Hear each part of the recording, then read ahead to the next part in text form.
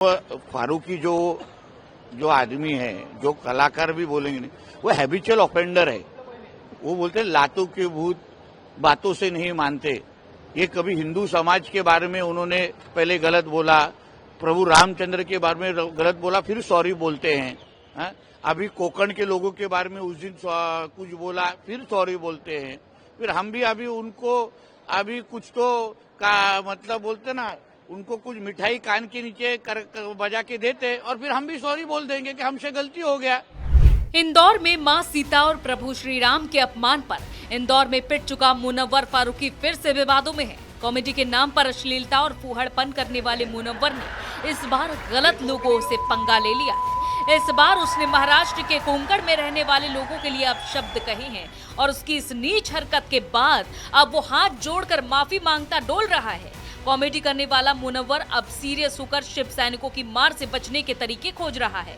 खोज भी क्यों ना हो, आखिर उसने सांप के बिल में हाथ जोड़ डाला है।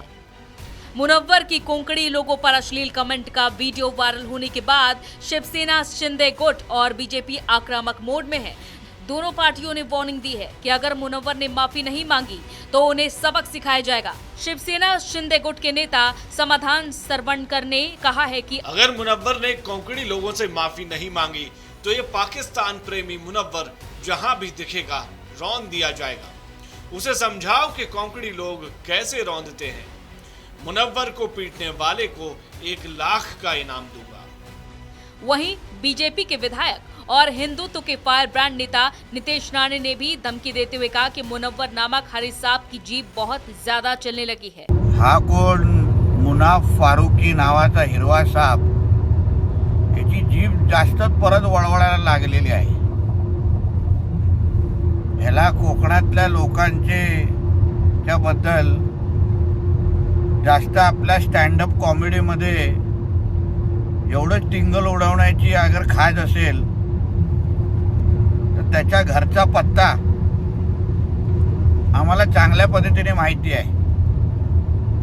आता लवकरच त्याला आता मालवणी हिसका असा दाखवायला लागेल की पुढच्या स्टँडअप कॉमेडी हा मालवणी करायला सुरू करेल। या हिरवा सापाला सांगेन, कोकणातल्या लोकांचा अगर अपमान करायची तू हिम्मत करशील तर तुझ्यासारख्या हिरवा सापांना पाकिस्तानात पाठवण्याला आम्हाला जास्त वेळ लागणार नाही, हे लक्षात ठेव। मुनव्वर फारूकी जो आदमी है वो हैबिचुअल ऑफेंडर है। वो बोलते हैं ना, लातों के भूत बातों से नहीं मानते। हम भी मिठाई कान के नीचे बजा के देते, फिर हम भी सॉरी बोल देंगे कि हमसे गलती हो गई। मुनव्वर फारूकी जो आदमी है, जो कलाकार भी बोलेंगे नहीं, वो हैबिचुअल ऑफेंडर है। वो बोलते हैं लातों के भूत बातों से नहीं मानते। ये कभी हिंदू समाज के बारे में उन्होंने पहले गलत बोला, प्रभु रामचंद्र के बारे में गलत बोला, फिर सॉरी बोलते हैं। हा? अभी कोकण के लोगों के बारे में उस दिन कुछ बोला, फिर सॉरी बोलते हैं।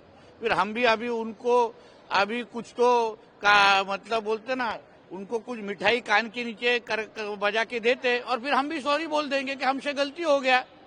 मतलब हमारा हिंदू समाज हो, हमारे कोकण हो, हमारा धर्म हो, ये कोई मजाक की चीज नहीं है कि कुछ बोलेंगे और फिर वापस सॉरी बोल देंगे। फिर हम भी पहले एक्शन करते हैं और बोलते हैं सॉरी, चलेगा क्या?